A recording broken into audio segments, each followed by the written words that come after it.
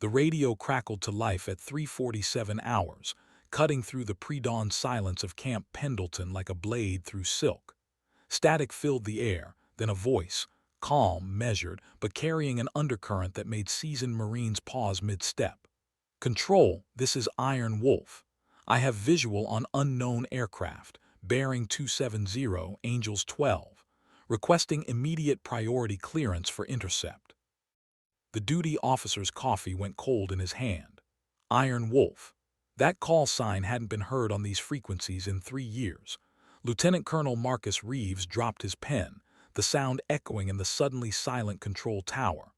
Around him, younger officers exchanged confused glances. They knew the legend, whispered in academy halls and veteran bars, but seeing the name light up their screens felt like watching a ghost materialize. "Control, Iron Wolf, do you copy?" The voice came again, patient but insistent. In the background, they could hear the distinctive whine of an FA-18 Super Hornet's engines, spooling up to combat power. Reeves grabbed the microphone, his hand trembling slightly. "Iron Wolf, this is Camp Pendleton Control. We show no scheduled flights in your sector. Please identify yourself and state your authorization." A pause, then with the kind of quiet confidence that made hardened warriors take notice. "Control, this is Commander Valentina Cross, call sign Iron Wolf. I'm currently tracking 3 unidentified aircraft penetrating restricted airspace. They're running dark, no transponders, and they've been shadowing our training exercises for the past 48 hours. Someone's been watching us, and tonight they made a mistake." The name hit the control room like a physical force. Valentina Cross. The woman who'd been written off as a publicity stunt when she first arrived. Too small, too quiet, too different from the typical hotshot pilot stereotype. The one they'd relegated to training flights and demonstration runs, treating her like an expensive recruiting poster rather than the warrior she'd proven herself to be in the skis over hostile territory. Reeves felt his throat go dry. The classified reports he'd read 3 years ago flashed through his mind. Reports that spoke of impossible aerial maneuvers, of a pilot who could make an 18-ton fighter aircraft dance like a hummingbird, of missions that officially never happened, and a record that had been quietly buried under layers of national security classifications. "Iron Wolf," he said, his voice carrying new respect, "you are cleared for intercept. All other aircraft clear the pattern immediately." In the darkness above the Pacific, Commander Valentina Cross smiled grimly as she banked her Hornet toward the approaching threat. Time to remind everyone why legends never truly die. The 3 unidentified aircraft maintained their course, seemingly unaware that death itself had just taken wing behind them. Cross checked her weapons systems, all green. Her hands moved across the controls with practiced precision, each movement economical and purposeful. The muscle memory of 100 combat missions guided her fingers as she armed her AIM-120 AMRAAM missiles. "Control, Iron Wolf. Targets are maintaining course and speed. No response to standard warning frequencies. I'm going to get close enough to see what we're dealing with." Through her heads-up display, Cross watched the thermal signatures resolve into distinct aircraft. Not military. The heat patterns were all wrong. These were civilian aircraft modified for something. Drug runners, perhaps, or something worse. The way they flew in perfect formation, maintaining radio silence and sophisticated ECM jamming, suggested professional training. She pulled back on the stick, climbing another 1,000 feet to position herself above the formation. The pre-dawn sky was clear, stars still visible despite the approaching sunrise. It reminded her of other mornings, other skis, when the difference between coming home and not coming home had been measured in milliseconds and inches.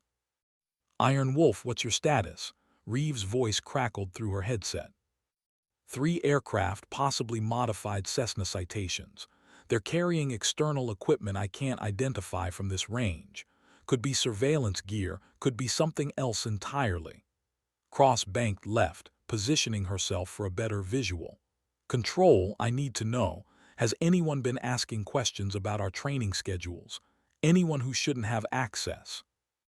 The silence that followed told her everything she needed to know. Someone had been compromised.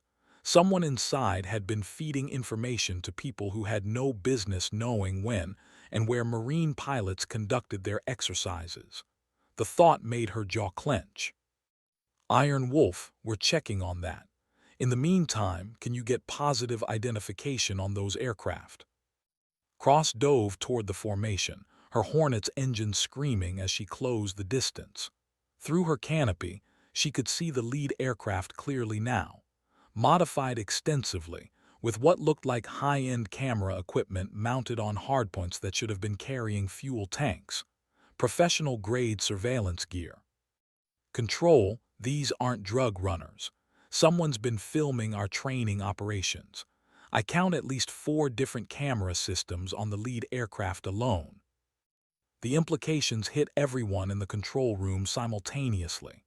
Training exercises that revealed capabilities, tactics, formations, information that could be sold to the highest bidder or used to develop countermeasures against American air power. In her cockpit, Cross felt the familiar cold fury that had made her legendary.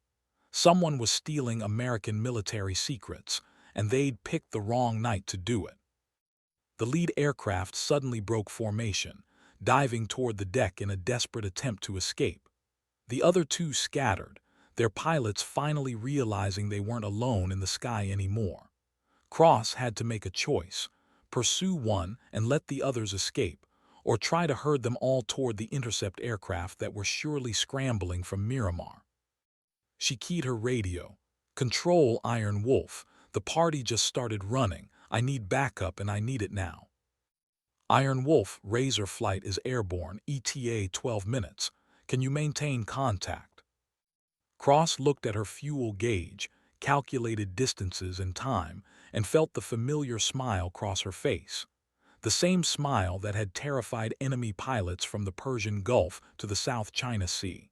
"Control, 12 minutes is 11 minutes and 59 seconds too long. Iron Wolf is going hunting." She selected the lead aircraft and pushed her throttles to full military power. The Super Hornet leaped forward like a caged wolf finally released, its twin engines producing a sound that was part scream, part promise. In the growing light of dawn, Commander Valentina Cross became what she'd always been: not a publicity stunt, not a diversity hire, not a pretty face for recruiting posters. She became death incarnate, hunting in the sky she'd claimed as her own. The lead aircraft was fast, but not fast enough. Cross closed the distance in 90 seconds, positioning herself directly behind and slightly above her target. Close enough to read the tail numbers, close enough to see the pilot's panicked face in his mirrors. "Unknown aircraft. This is United States Marine Commander Cross. You are in violation of restricted airspace and are suspected of conducting illegal surveillance activities. Reduce power immediately and follow me to Marine Corps Air Station Miramar for inspection." The response came not through the radio, but through action. The Citation suddenly pulled into a steep climb, its engine screaming at redline power. The pilot was good, better than Cross had expected. The aircraft clawed for altitude, trying to gain enough height to disappear into cloud cover that was forming on the horizon. Cross followed without hesitation, her Hornet's superior power-to-weight ratio keeping her locked onto her target. But as they climbed through 15,000 feet, she realized something that made her blood run cold. The Citation wasn't trying to escape, it was trying to reach something. "Control, Iron Wolf. Target aircraft is climbing through flight level 150 and accelerating. This isn't evasive action, he's heading for something specific." As if summoned by her words, her radar warning receiver began screaming. Multiple contacts, high and fast, approaching from the northwest. Military aircraft, flying in formation and broadcasting Chinese military identification codes. Cross felt her heart skip a beat. This wasn't smuggling or corporate espionage. This was something far more dangerous. The surveillance aircraft had been bait, designed to draw American fighters into international airspace where they could be engaged by hostile forces with plausible deniability. Control, Iron Wolf has multiple hostile contacts inbound from the northwest. I count 6 aircraft, possible J-20s, flying in combat formation. The surveillance aircraft were trying to lead me into a trap. The silence on the radio lasted exactly 3 seconds. Then Reeves' voice cut through the static, sharp with authority. Iron Wolf, RTB immediately. Do not engage. Repeat, do not engage. Cross looked at her tactical display. The Chinese fighters were 12 minutes out. The surveillance aircraft would reach international waters in 8 minutes, and Razor Flight, her backup, was still 9 minutes away. Simple math, impossible choices, and in the middle of it all, the reputation of American air power hanging in the balance. Control, Iron Wolf. Negative on RTB. If these aircraft reach international waters with their intelligence, we'll have Chinese pilots studying our training methods by next week. I can't let that happen. Iron Wolf, you are outnumbered 6-1. This is a direct order. Return to base immediately. Cross looked at the brightening sky ahead of her, thought about the young Marines below who were counting on pilots like her to keep them safe, and made the decision that would define the rest of her career. Control, Iron Wolf. Orders received and understood. But sometimes being a Marine means you don't get to choose the odds. Iron Wolf is engaging. She turned off her radio, selected air-to-air missiles, and dove toward the fleeing surveillance aircraft with the fury of a woman who'd been underestimated for the last time. The Citation pilot saw her coming and pushed his aircraft into a dive that should have torn the wings off his modified civilian aircraft. But whoever had done the modifications knew their business. The plane held together, screaming toward the ocean's surface at a rate that would have impressed a military test pilot. Cross followed, her Hornet more than capable of matching the dive. But as they descended through 10,000 feet, she realized the pilot's strategy. He wasn't trying to escape. He was trying to get low enough that the approaching Chinese fighters would have trouble distinguishing between the two aircraft on radar. In the clutter of low-altitude returns and sea surface reflections, he was hopping to disappear. Smart but not smart enough. Cross pulled alongside the Citation, close enough that the civilian pilot could see her through his cockpit window, close enough that he could see her eyes, cold and implacable behind her oxygen mask, close enough that, when she gestured for him to follow her, there was no question about what would happen if he refused. The pilot hesitated for a moment, looking at the missiles hanging beneath the Hornet's wings. Then, wisdom overcoming whatever payment he'd been promised, he began to turn toward the coast. But Cross's victory lasted exactly 47 seconds. That's when the first Chinese fighter appeared on her radar warning receiver, diving out of the sun like a falcon stooping on prey. Well, she murmured to herself, switching her radio back on. This is going to be interesting. The J-20 opened fire from 8 miles out, its PL-15 missile streaking through the morning air like a vengeful star.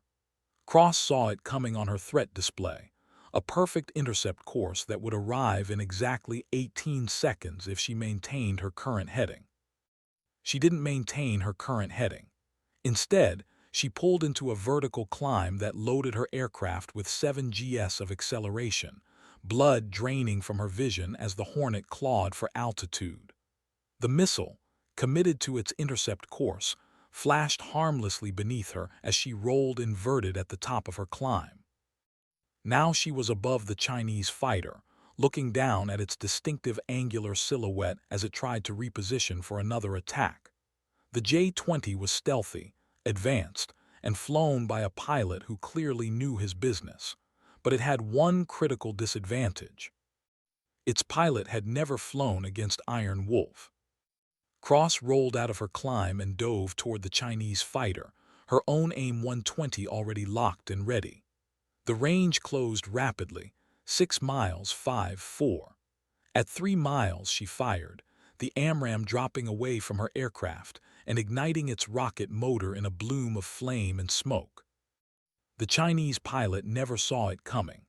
The missile struck his aircraft just after the cockpit, the explosion turning the sleek stealth fighter into a tumbling mass of debris and fire. Cross flew through the smoke of her kill, already looking for the next threat. She found it immediately. 2 more J-20s approaching from opposite directions in a classic pincer movement. Smart tactics, executed by pilots who'd studied American air combat doctrine carefully. They'd positioned themselves so that no matter which way she turned, one of them would have a clean shot. Unfortunately for them, they'd made the same mistake everyone made when facing Iron Wolf. They'd assumed she would do what they expected. Instead of turning toward either fighter, Cross pulled straight up again, climbing almost vertically at full afterburner. Both Chinese pilots fired simultaneously, their missiles crossing paths in the space where her aircraft should have been. Cross continued her climb, rolling slowly as she ascended, watching both hostile aircraft through her canopy as they tried to reposition. At 25,000 feet, she rolled inverted and dove toward the closer J-20. The pilots saw her coming and turned to meet her, both aircraft approaching each other at a combined speed of over Mach 2. It was a game of chicken played with million-dollar fighters and weapons that could vaporize a city block. The Chinese pilot broke first, rolling away from the head-on approach. It was the smart move, the safe move, the move any reasonable pilot would make. But it was also the move that exposed his aircraft's belly to Cross's missiles. She fired twice, both AMRAAM missiles tracking perfectly.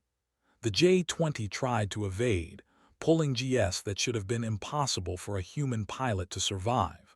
But Cross had anticipated the maneuver, leading her target just enough to compensate for even the most aggressive evasion. The first missile missed by inches, the second one didn't miss at all.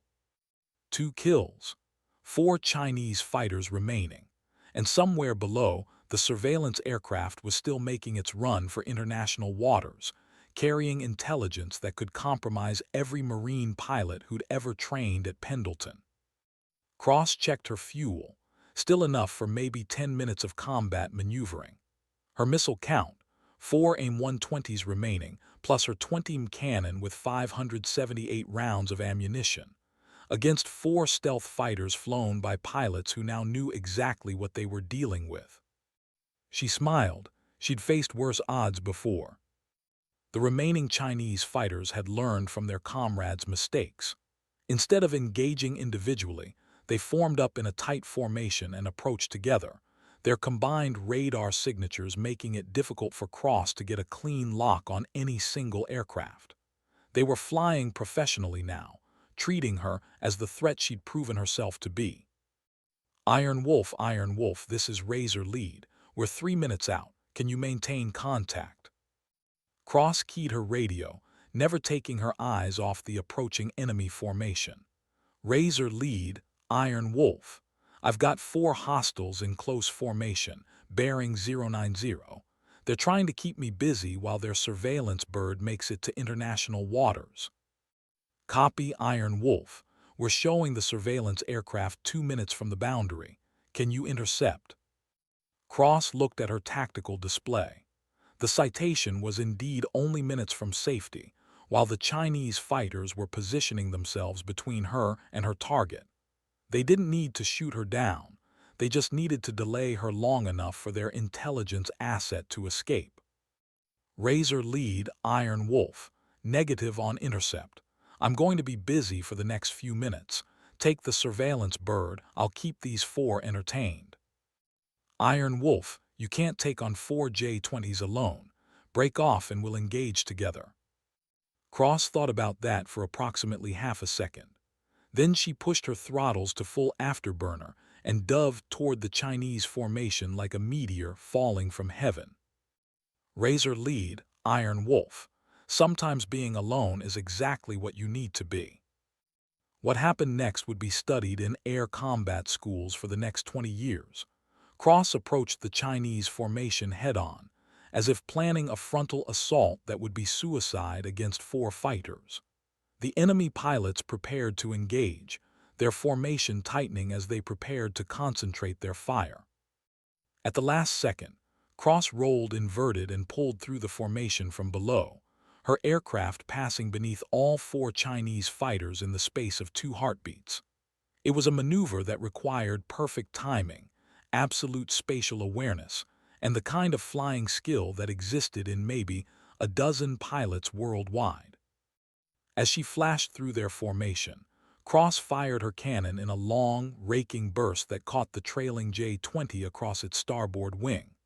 The Chinese fighter shuddered and began trailing smoke, its pilot fighting to maintain control as hydraulic fluid streamed from severed lines. The other 3 pilots scattered, their tight formation broken by the shock of having an enemy aircraft appear in their midst without warning. Cross pulled up behind the damaged fighter, her remaining missiles locked and ready. But instead of firing, she keyed her radio on the international emergency frequency. "Chinese fighter, this is Commander Cross, United States Marines. Your aircraft is damaged and leaking fuel.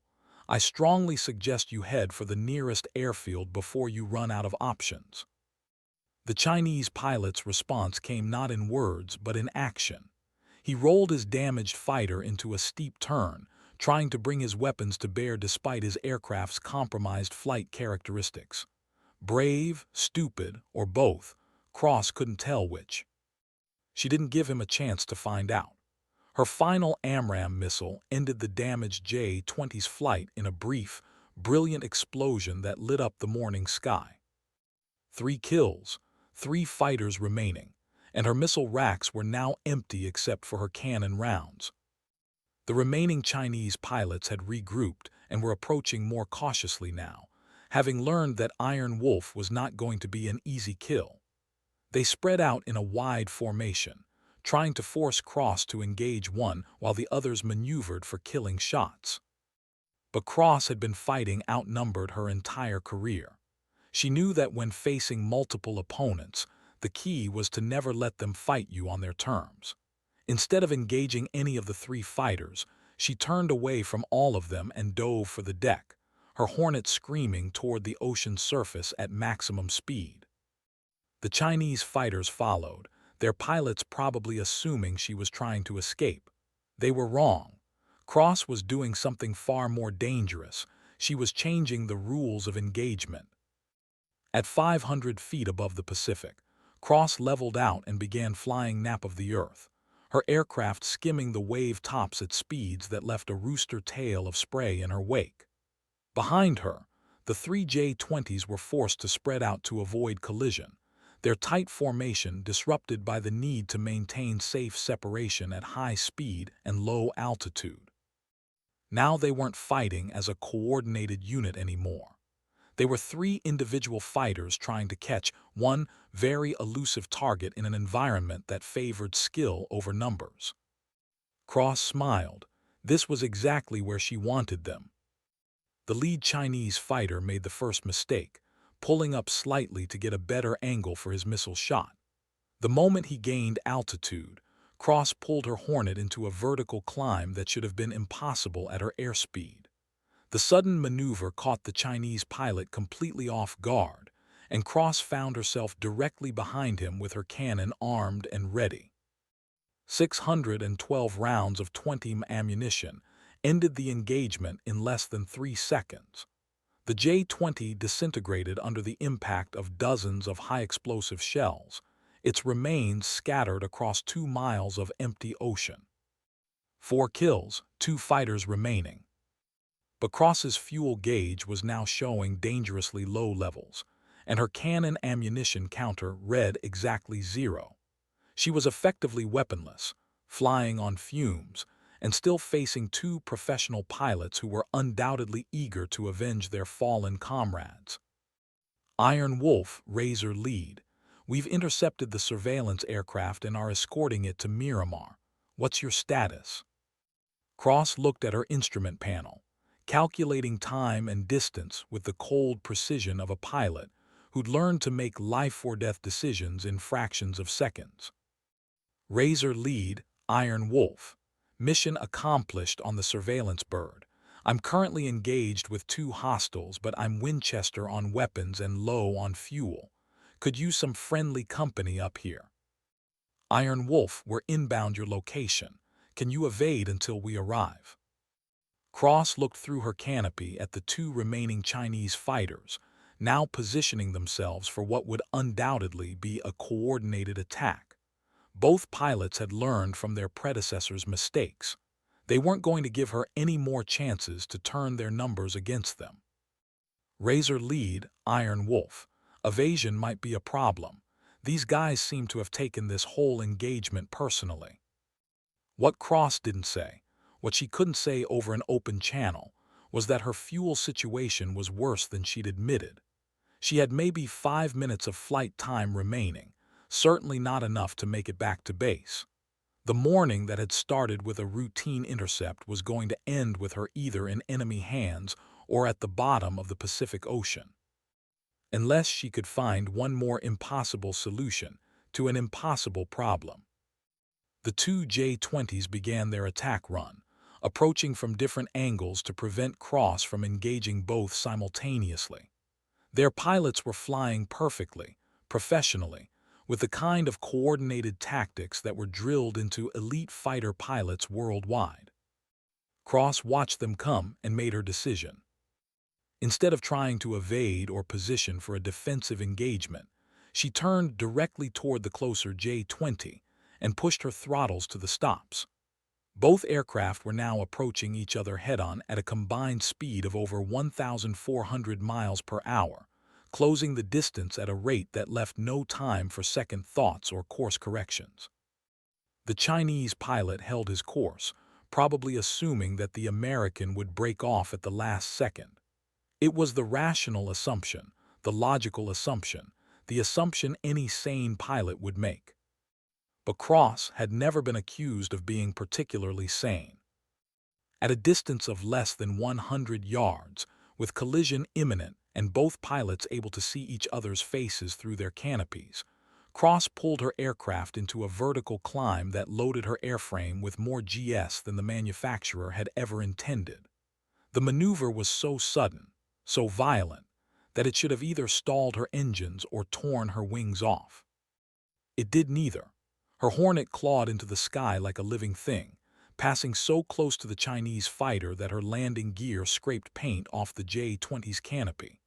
The near miss left both aircraft shuddering from the turbulence of their passage, but Cross was now above and behind her opponent, positioned for the kind of gun run that fighter pilots dream about. Except she had no ammunition left to fire. The Chinese pilot realized his vulnerability and rolled into a desperate evasive maneuver, pulling GS that pushed the limits of human endurance. But Cross stayed with him, her Hornet locked onto his tail like a hunting hawk following its prey. For 30 seconds, they danced through the sky in a deadly ballet of pursuit and evasion. The Chinese pilot threw his aircraft through every maneuver in the book, barrel rolls, split-S turns, high-G climbs and dives that would have shaken off any normal pursuit. But Iron Wolf wasn't normal pursuit. She was something else entirely. Finally, the inevitable happened. The J-20's engines, pushed beyond their limits by the extreme maneuvering, began to flame out. The Chinese pilot found himself flying a very expensive glider, his aircraft's stealth and sophistication suddenly meaningless without power. Cross pulled alongside the gliding fighter and looked across the narrow gap between their cockpits. The Chinese pilot was young, probably not much older than some of the Marines she'd trained. He met her eyes through both their canopies, and Cross saw something she recognized, the look of a professional warrior who'd fought well and lost honorably. She saluted him, one pilot to another, one warrior to another. Then she watched as he ejected from his crippled aircraft, his parachute blossoming in the morning sky as his J-20 tumbled toward the ocean below. 5 kills, 1 fighter remaining. But Cross's own situation had become desperate. Her fuel gauges were now showing levels that would have grounded any aircraft back at base. She had maybe 2 minutes of flight time remaining, and the surviving Chinese fighter was positioning itself for what would certainly be a killing shot. Iron Wolf, Razor Lead, we're 2 minutes out, can you hold on? Cross looked at her instruments one more time, ran the calculations in her head, and came to a conclusion that surprised even her. Razor Lead, Iron Wolf, negative, I'm not going to make it that long. She could hear the shock in her wingman's voice. Iron Wolf, say again. Razor Lead, you heard me correctly. I'm at bingo fuel and facing one hostile with a very personal grudge. Tell my story right, okay? What followed was 15 seconds of radio silence. Then Razor Lead's voice came back, steady and determined. Iron Wolf, Razor Flight is going to military power. We'll be there in 90 seconds. Copy that, Razor Lead. I'll see what I can do about buying us 90 seconds. The final Chinese fighter had been watching the exchange between Cross and his ejected wingman, and had apparently decided that honor was less important than revenge. He was approaching now at maximum speed, his missiles armed and locked, clearly intending to end the engagement with overwhelming force. Cross turned to meet him one last time. They closed on each other like two meteors approaching collision, both aircraft pushed to their absolute limits.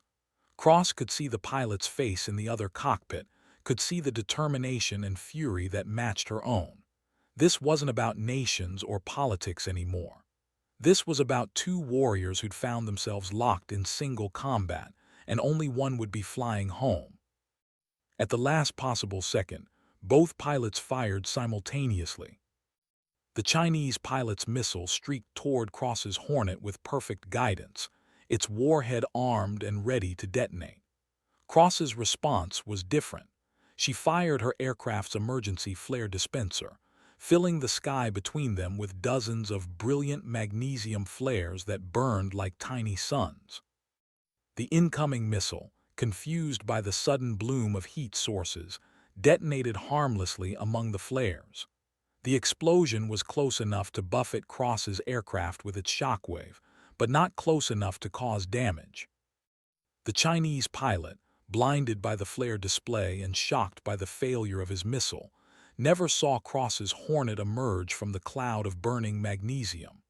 By the time his vision cleared, Iron Wolf was directly behind him, her empty cannon pointed at his aircraft's engine intake.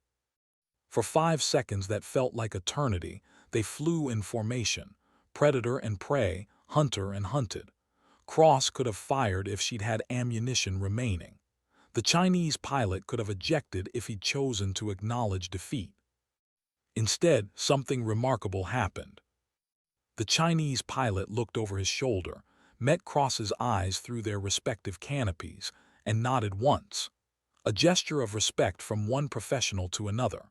Then he peeled away from the engagement, heading west toward his carrier, leaving Iron Wolf alone in the brightening sky. Cross watched him go, understanding passing between them that required no translation.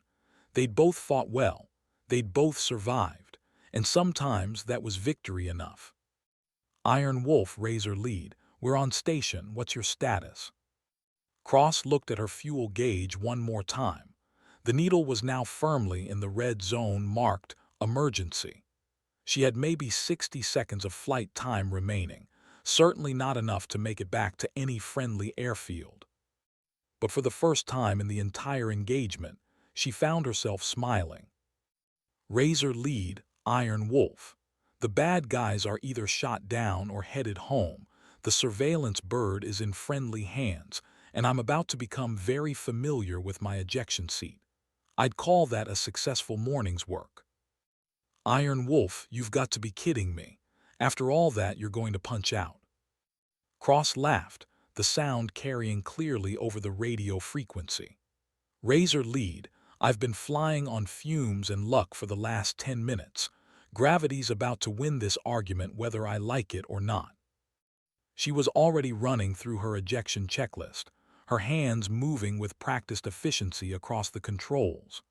Outside her canopy, The Pacific Ocean stretched endlessly in all directions, its surface painted gold by the rising sun. Razor lead Iron Wolf. Tell them back at base that Iron Wolf went out on her own terms, okay? And tell them, she paused, thinking about everything that had led to this moment. Tell them that sometimes being underestimated is the best advantage you can have. Her engines flamed out at exactly that moment, the sudden silence in her cockpit almost deafening after hours of constant noise. Her Hornet began its inevitable glide toward the ocean, still controllable but rapidly losing altitude.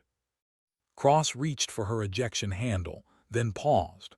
Through her heads-up display, she could see something that made her heart skip a beat. A ship on the horizon, close enough that she might, just might, be able to reach it if she could stretch her glide just a little bit further. It was an insane idea. Ditching a fighter aircraft next to a ship was dangerous under the best circumstances, and these weren't the best circumstances. But it was either try for the impossible or punch out into the middle of the Pacific and hope the rescue helicopters could find her before the sharks did.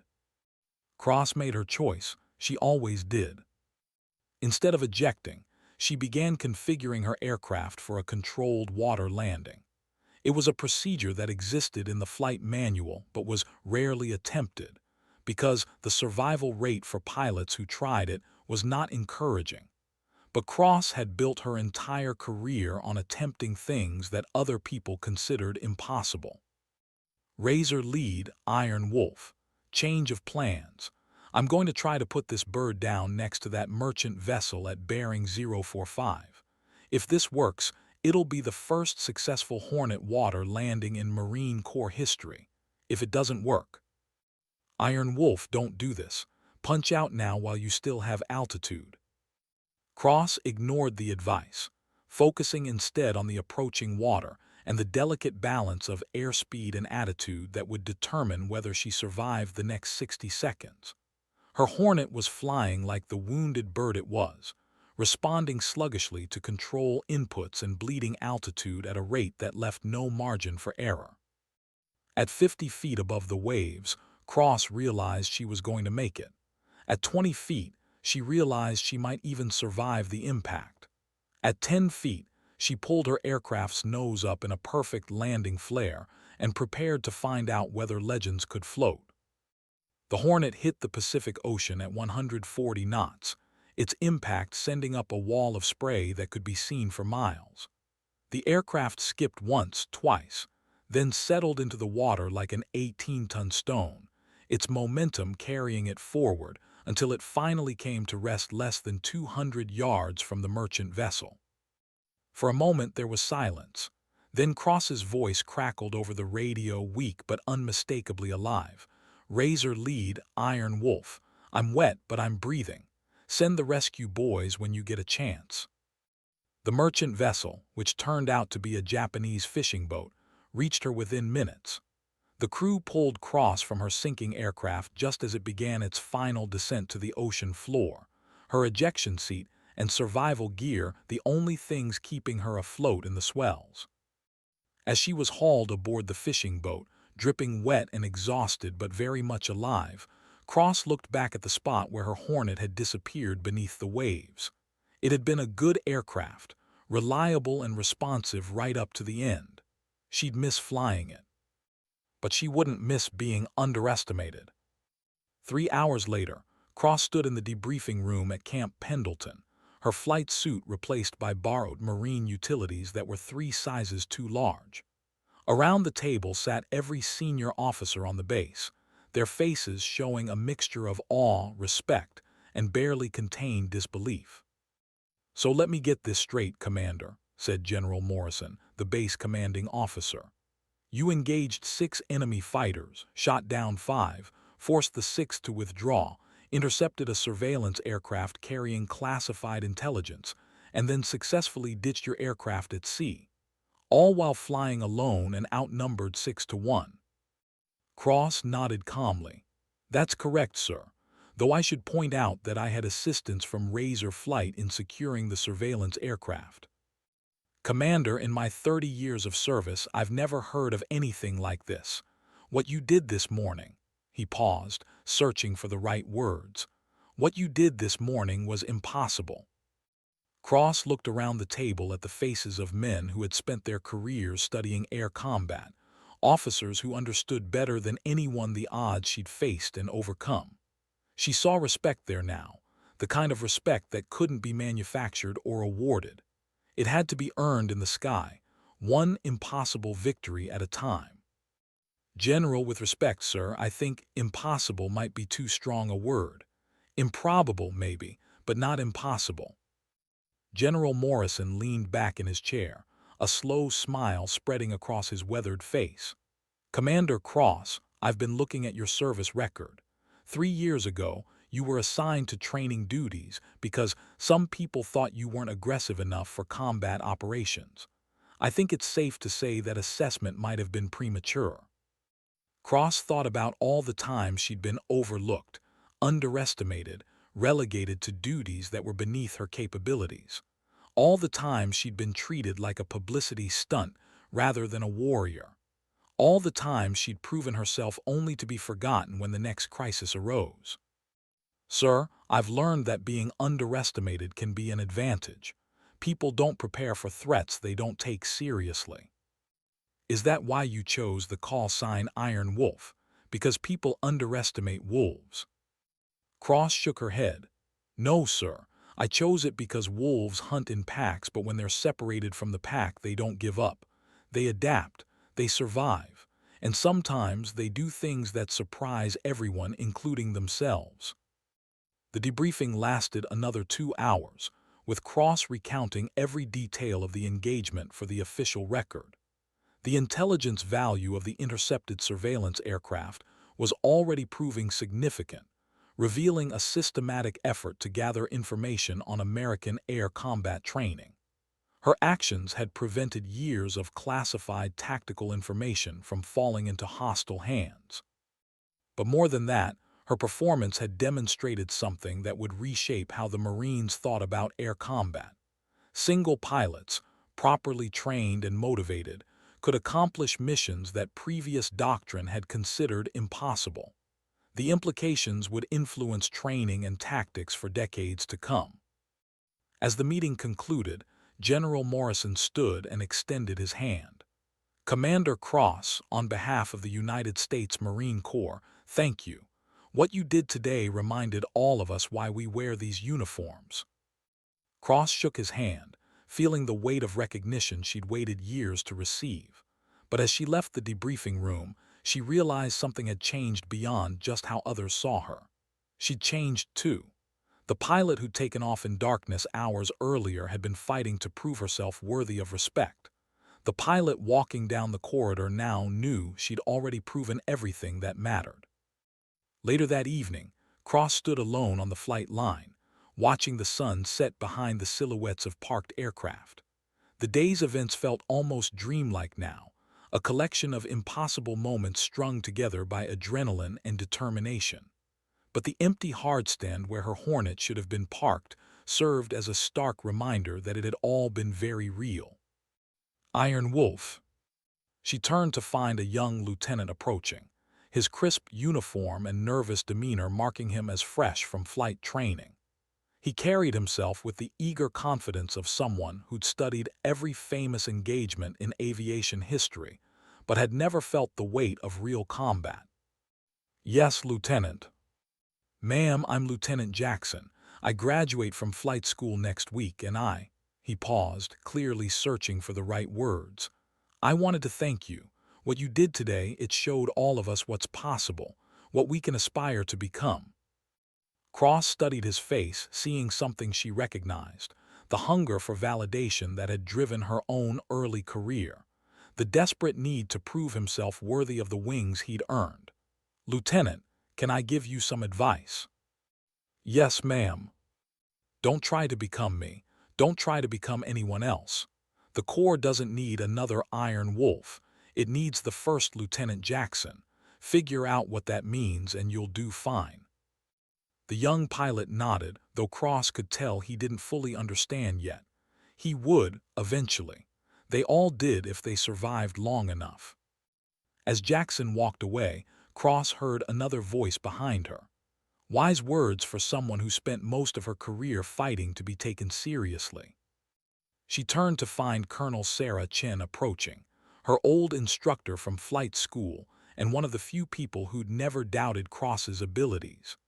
Chen had been the one to recommend the call sign Iron Wolf, recognizing something in her student that others had missed. "Sarah, I was wondering when you'd show up. Did you really think I'd miss the chance to say, 'I told you so' to half the Marine Corps leadership?" Chen smiled, but her expression quickly grew serious. "Val, what you did today was extraordinary, but I need to ask, was it worth it? Really worth it?" Cross considered the question carefully. "You mean, was proving a point worth risking my life and a $60 million aircraft?" "That's exactly what I mean." Cross looked out at the flight line, thinking about all the young pilots like Lieutenant Jackson who would follow in her footsteps, thinking about the barriers that would be a little lower for them because of what had happened today, thinking about the enemies who would think twice before assuming American pilots were predictable. "Sarah, I didn't set out to prove a point this morning. I set out to stop intelligence from being stolen and hostile aircraft from threatening American airspace. Everything else was just a bonus." Chen laughed. "Val, you're many things, but you're not a liar. At least not to me. You could have called for backup the moment you detected those surveillance aircraft. You could have waited for support before engaging the Chinese fighters. But you didn't because somewhere in your head, you knew this was your chance to show everyone what Iron Wolf really means." Cross felt a flush of embarrassment at being read so easily by someone who'd known her for over a decade. Maybe. Does that make what happened less valid? No, it makes it more human and more inspiring. Chen put her hand on Cross's shoulder. "Val, for 3 years you've been the best pilot in the Corps assigned to training duties because some desk jockey thought you weren't aggressive enough. Today, you became legend. How does that feel?" Cross thought about the question for a long moment, watching a formation of F-35s taxi past in the gathering darkness. Their engines produced a different sound than her Hornet had, sharper, more modern, but somehow less personal. Progress marching forward, leaving her generation of fighters behind. "It feels like the beginning, not the end," she said finally. "Like maybe I can stop trying to prove I belong and start focusing on what I can teach the next generation." "And what would that be?" Cross smiled, the expression carrying all the hard-won wisdom of a pilot who'd faced impossible odds and found a way to win. "That sometimes, the most dangerous opponent is the one everyone underestimates. That legends aren't born from perfect conditions. They're forged when ordinary people refuse to accept ordinary limitations." They stood in comfortable silence for several minutes, watching the controlled chaos of a military airfield settling into its evening routine. Ground crews serviced aircraft under floodlights, pilots completed their post-flight paperwork, and the rhythm of military aviation continued as it had for generations. "Val," Chen said eventually, "there's something you should know. The story of what happened today is already spreading through the Corps. By tomorrow morning, every Marine pilot in the world will know the name Iron Wolf." Cross felt a mixture of pride and trepidation. Fame was a double-edged sword in the military. It could open doors or paint targets, depending on how it was handled. Is that good or bad? That depends entirely on what you do with it. The next morning brought a steady stream of visitors to Cross's quarters. Fellow pilots seeking autographs, intelligence officers wanting details about the Chinese fighters' capabilities, and reporters who somehow always found ways onto military bases when stories got interesting. Cross handled them all with the same professional courtesy, but she found herself growing tired of retelling the same story over and over. Each retelling seemed to add new embellishments, turning what had been a desperate series of life-or-death decisions into something that sounded more like fiction than fact. By noon, she'd retreated to the base chapel, seeking a few minutes of quiet in the one place reporters weren't allowed to follow. She wasn't particularly religious, but there was something comforting about the silence and the sense of sanctuary. She wasn't alone long. Father Murphy, the base chaplain, found her sitting in the back pew, staring at the simple wooden cross above the altar. "Commander Cross, I heard about yesterday, quite an adventure." "Father, I hope you don't mind me borrowing your quiet space for a few minutes." "Not at all, that's what it's here for." He sat beside her, his presence comfortable rather than intrusive. "How are you handling all the attention?" Cross considered the question. "Honestly, I'm not sure. I've spent so many years wanting to be recognized for what I could do, and now that it's happened, I'm not sure I like it. Fame can be a burden, especially when it comes suddenly. People will want things from you now, stories, endorsements, appearances. They'll want you to be their symbol of something. And if I don't want to be anyone's symbol." Father Murphy smiled. "Then you'll learn one of the hardest lessons of leadership, that what you want and what's needed aren't always the same thing." They sat quietly for several minutes before Cross spoke again. "Father, I've been thinking about those Chinese pilots. The ones I shot down. They had families, probably. People who loved them, who are wondering right now why they're not coming home. War is never clean, Commander. Good people die on both sides, and survivors carry that weight forever. The question isn't whether you should feel responsible. The question is what you do with that feeling." Cross nodded, understanding the wisdom in his words even if accepting it would take time. "What do you think I should do? With all of this, I mean. The attention, the expectations, the symbol thing you mentioned. I think you should do what you've always done. Be yourself, serve your country, and trust that the rest will work itself out." He stood to leave, then paused. "But Commander, don't underestimate the power of being a symbol. Sometimes that's exactly what people need to believe in possibilities they can't see yet." That afternoon, Cross received orders that would change the trajectory of her career. She was being reassigned to the Naval War College as a senior instructor, with the specific mission of developing new air combat doctrines based on her experiences. It was a promotion in everything but rank, a recognition that her value to the Corps extended far beyond her individual flying skills. But first, she had one more flight to make. General Morrison had arranged for her to take up a replacement Hornet for what he called a familiarization flight. In reality, everyone knew it was her chance to process what had happened in the environment where she felt most comfortable, alone in the sky. As she climbed through 10,000 feet, leaving the California coast behind, Cross felt some of the tension of the past few days begin to ease. Up here, away from reporters and well-wishers and the constant retelling of her story, she could think clearly about what came next. The Pacific stretched endlessly below her, its surface unmarked by the drama that had played out above it just days earlier. No sign remained of the aircraft that had fallen into its depths, no memorial to mark where 5 Chinese pilots had died far from home. The ocean was neutral, indifferent to human conflicts and human ambitions. Cross turned north, following the coastline toward the area where her engagement had taken place. She wasn't sure why she felt the need to return to the scene, but something inside her demanded this pilgrimage. When she reached the coordinates where her Hornet had gone down, she pulled back on the stick and climbed toward the thin air at 30,000 feet.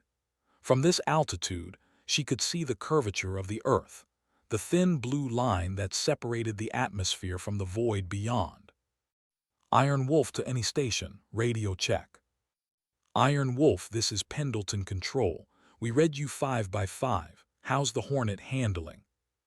"Pendleton, Iron Wolf. She's a good bird. Different from my old mount, but good." Cross paused, looking down at the spot where she'd nearly died. "Control, I'm going to run through some basic maneuvers up here. Check out the aircraft's capabilities." "Copy, Iron Wolf. You're cleared to maneuver as required." What followed was not a test of the aircraft, but a conversation between pilot and machine, conducted in the language of physics and aerodynamics. Cross put the Hornet through its paces, steep climbs and diving turns, high-G maneuvers that tested both the aircraft's limits and her own skills. But as she flew, she found herself thinking not about what she'd accomplished, but about what she'd learned, about the difference between being skilled and being lucky, about the weight of responsibility that came with survival when others didn't survive, about the price of legend. The sun was setting when Cross finally turned toward home, her fuel gauges showing comfortable reserves and her mind clearer than it had been in days. The flight had reminded her of something important, that no matter what happened on the ground, no matter what symbols people needed her to be, up here she was simply a pilot doing what she'd trained her entire adult life to do. As she entered the traffic pattern at Pendleton, Cross keyed her radio one more time. Pendleton Tower, Iron Wolf requesting permission to land. Iron Wolf, Pendleton Tower, you are cleared to land runway 08. Welcome home. Home? The word carried more weight now than it had before. This wasn't just a place where she worked. It was where she belonged, where her skills had meaning, where the next generation of pilots would learn from her experiences. Cross touched down smoothly, her aircraft's wheels kissing the runway with the gentle precision of a pilot who'd made 10,000 landings and expected to make 10,000 more. As she taxied toward the flight line, she could see a small group of people waiting for her.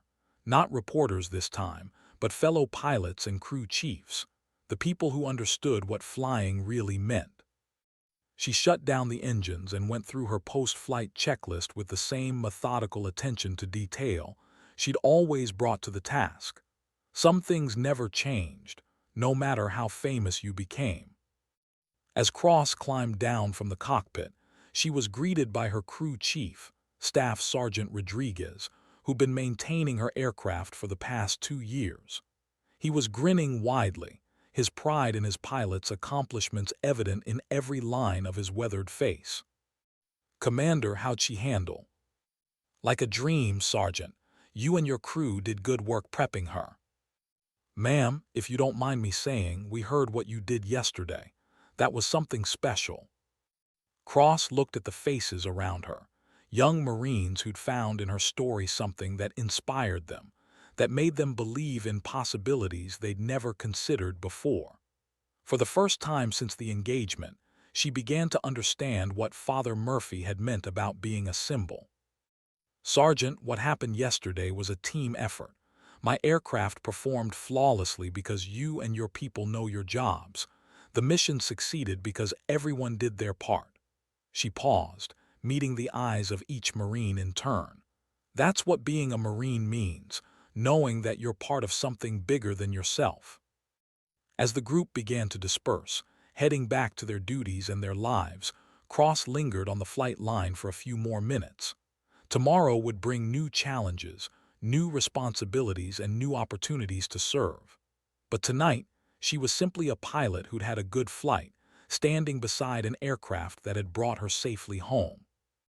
The legend of Iron Wolf would grow and evolve, taking on a life of its own in the stories told by Marines around the world. But the woman behind the legend would continue doing what she'd always done, serving her country, mentoring young pilots, and proving every day that the impossible was just another word for things that hadn't been accomplished yet.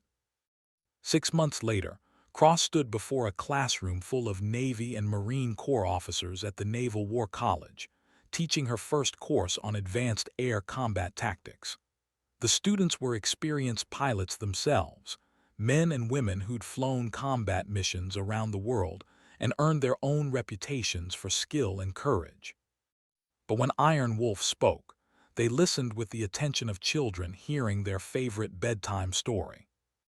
"The first thing you need to understand about being outnumbered," Cross said, her voice carrying easily through the lecture hall, "is that numbers only matter if your opponents can bring them to bear effectively. Coordination takes communication, and communication takes time. If you can disrupt their timing, you can turn their numbers against them." A hand went up in the third row. "Ma'am, In your engagement with the Chinese fighters, how did you maintain situational awareness while maneuvering against multiple threats? Cross smiled, remembering her own days as a student, when every tactical problem seemed impossibly complex, and every instructor's experience seemed impossibly vast. Lieutenant, situational awareness isn't about seeing everything at once. It's about prioritizing threats and understanding that the most dangerous enemy is usually the one you're not currently engaged with. She moved to the whiteboard, sketching out the geometry of aerial combat with quick, confident strokes. In a multi-threat environment, you have to think in 3 dimensions and 4 time zones: where you are now, where the threats are now, where you'll be in 10 seconds, and where they'll be in 10 seconds. Master that, and you'll find that being outnumbered isn't necessarily being outmatched. The questions came quickly after that, each one probing deeper into the tactical and technical aspects of her engagement. Cross answered them all with the patience of someone who understood that knowledge shared was knowledge multiplied. Every pilot she taught would carry those lessons into combat, would pass them on to their own students, would contribute to the evolution of air power that had been her life's work. But the most important question came after class, from a young female lieutenant who approached Cross's desk with obvious nervousness. "Ma'am, I'm Lieutenant Williams. I'm graduating from flight school next month, and I wanted to ask." She hesitated, then found her courage. "What's it like being the only woman in the room sometimes? How do you handle it when people don't take you seriously?" Cross set down her papers and gave the young officer her full attention. It was a question she'd been asked dozens of times in recent months, and her answer had evolved as her own understanding had deepened. "Lieutenant, I spent most of my career focused on proving that I belonged in rooms where I was the only woman. What I learned is that belonging isn't something you prove, it's something you claim. The moment you stop trying to convince others of your worth and start demonstrating it through your actions, everything changes." "But what about when they still don't listen, when they still treat you like a publicity stunt, like window dressing, like anything other than a warrior?" Cross smiled, remembering her own frustrations and fears. "Then you remember that their opinions don't define your capabilities. You do your job better than anyone else can do your job, and eventually the results speak louder than their preconceptions." Lieutenant Williams nodded, though Cross could see she was still processing the advice. "Ma'am, is it true what they say about you, that you never lost your temper, never let it get to you?" Cross laughed, the sound carrying genuine warmth. "Lieutenant, I lost my temper plenty of times. I just learned to lose it in private and to channel that energy into becoming better at what I did. Anger can be fuel if you know how to burn it efficiently." As Williams left the classroom, Cross thought about all the young pilots, male and female, who would face their own challenges in the years to come. The military was changing, slowly but inevitably, becoming more inclusive and more accepting of diverse perspectives. But change was never fast enough for the people living through it. That evening, Cross received a call that would once again alter the course of her career. General Morrison was on the line, his voice carrying the weight of classified information. "Val, I have a proposition for you. How would you feel about returning to active flight status?" Cross felt her pulse quicken. "Sir, I thought my flying days were behind me. The War College position is supposed to be a 3-year assignment." "Normally, yes. But we've got a situation developing in the South China Sea that requires a very specific skill set. Someone who can operate independently, make decisions under pressure, and handle unusual tactical situations." He paused. "Someone with a proven track record against Chinese air assets." "What kind of situation, sir?"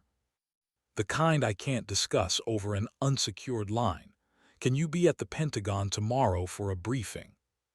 Cross looked around her office at the Naval War College. The books on air power theory, the tactical charts covering every major air engagement of the past 50 years, the photographs of classes she'd taught and students she'd mentored. It was comfortable work, important work, the kind of assignment that could define the rest of her career. But it wasn't flying. "Yes, sir, I'll be there." The Pentagon briefing room was filled with officers whose rank insignia and service ribbon told the story of America's recent military history. Cross recognized several faces from her time at various commands, but the majority were strangers, intelligence specialists, strategic planners, and senior commanders whose responsibilities extended far beyond any single service branch.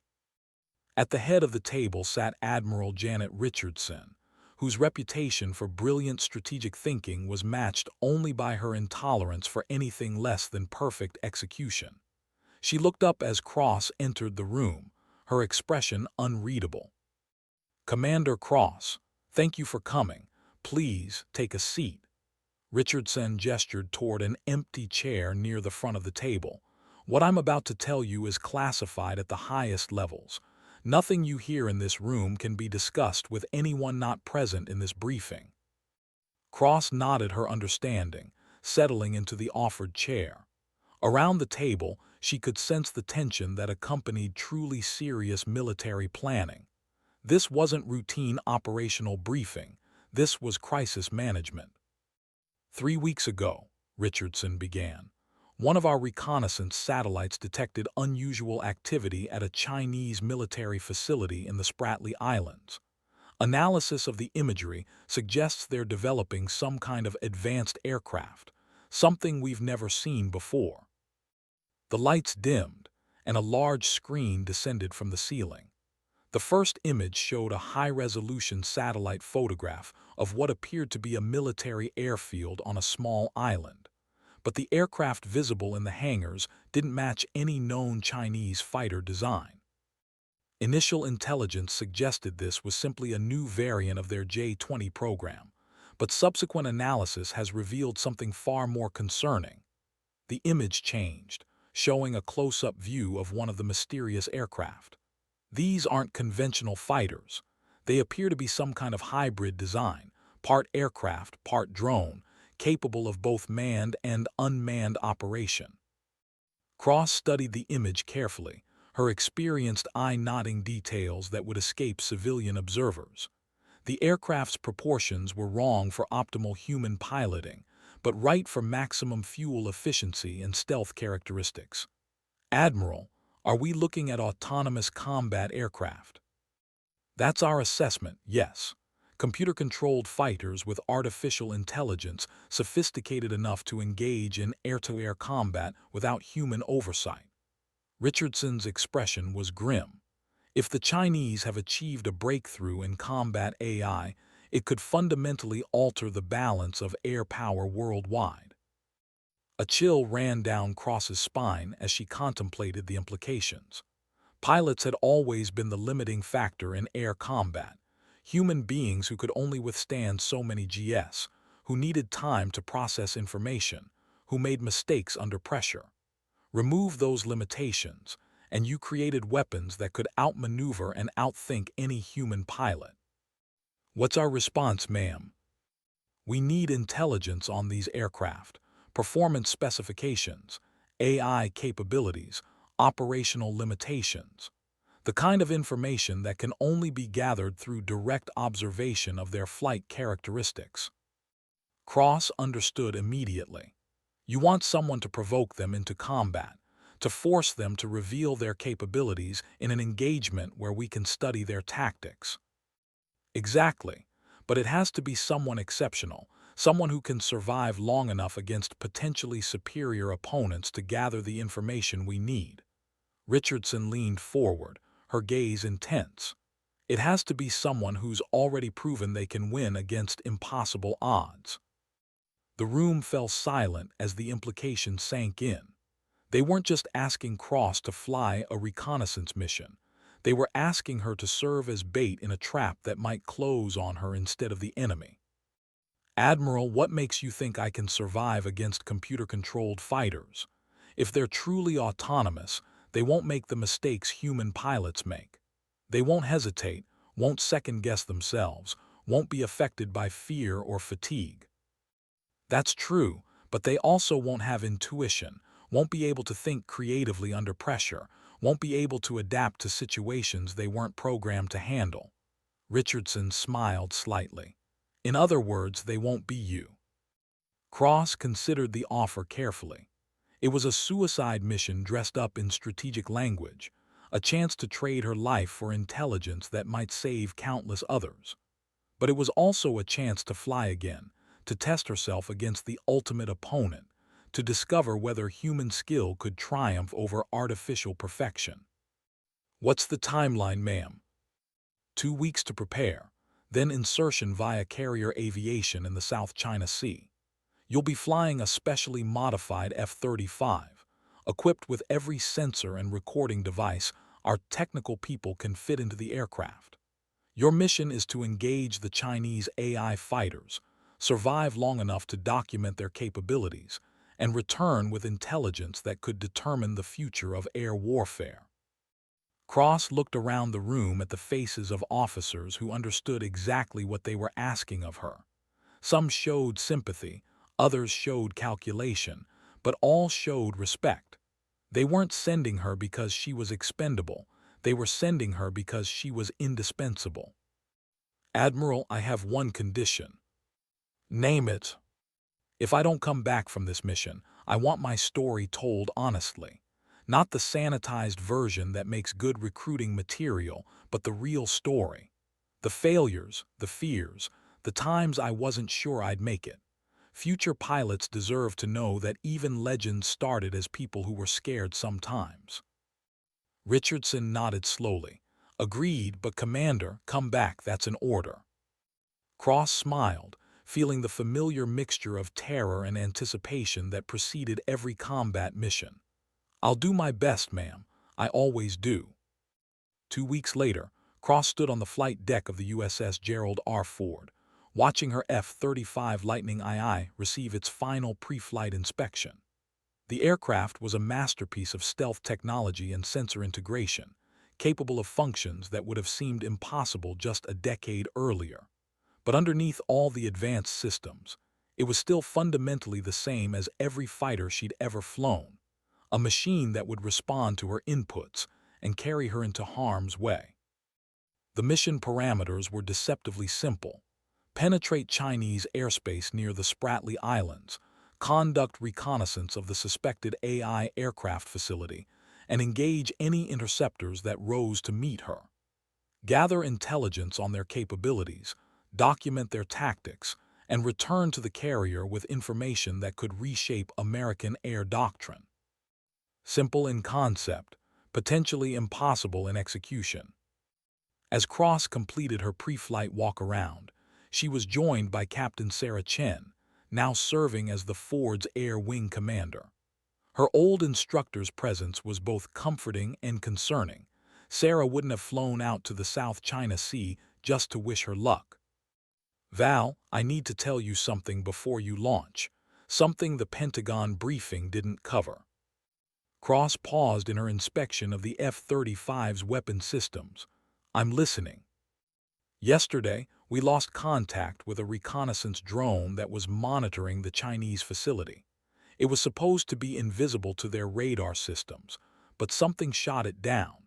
Something fast enough and maneuverable enough to intercept a drone flying at 60,000 feet. The implication was clear. The Chinese AI fighters weren't limited to the performance parameters of conventional aircraft. They were operating in flight regimes that would kill human pilots, engaging targets that should have been beyond the reach of any air-to-air weapon. Sarah, are you telling me I'm flying into a trap? I'm telling you that whatever they've built over there, it's more advanced than our intelligence estimates suggested. Be careful, Val. The world needs Iron Wolf to come home from this one. Cross nodded, understanding the weight of expectation that came with her reputation. But she also understood something else, that fear and doubt were luxuries she couldn't afford. Once she strapped into that cockpit, there would be room for only one thing, the absolute determination to complete her mission and return alive. Sarah, remember what you told me when I first got my call sign. that wolves are most dangerous when they're alone. I remember. Good, because I'm about to prove you right. Cross climbed into her F-35's cockpit, running through the startup procedures with the automatic precision of someone who'd done them thousands of times. But as the engine spooled up and the aircraft's systems came online, she felt something she hadn't experienced in months: the pure, undiluted joy of being exactly where she belonged. Tower Iron Wolf ready for launch. Iron Wolf, you are cleared for takeoff. Winds light and variable, visibility unlimited. Good hunting. The F-35 accelerated down the Ford's deck, its single engine producing enough thrust to launch the aircraft into the morning sky like a guided missile. As Cross climbed away from the carrier, she looked back once at the ship that had brought her to this moment. It was getting smaller by the second, becoming just another dot on the vast blue expanse of the South China Sea. Ahead lay the unknown, artificial intelligence made manifest in weapons designed to kill her, operated by systems that would show no mercy and make no mistakes. Behind lay everything she'd worked for, everyone who depended on her success, and the reputation she'd built one impossible victory at a time. Iron Wolf was hunting again, and somewhere in the distance, other predators were hunting too.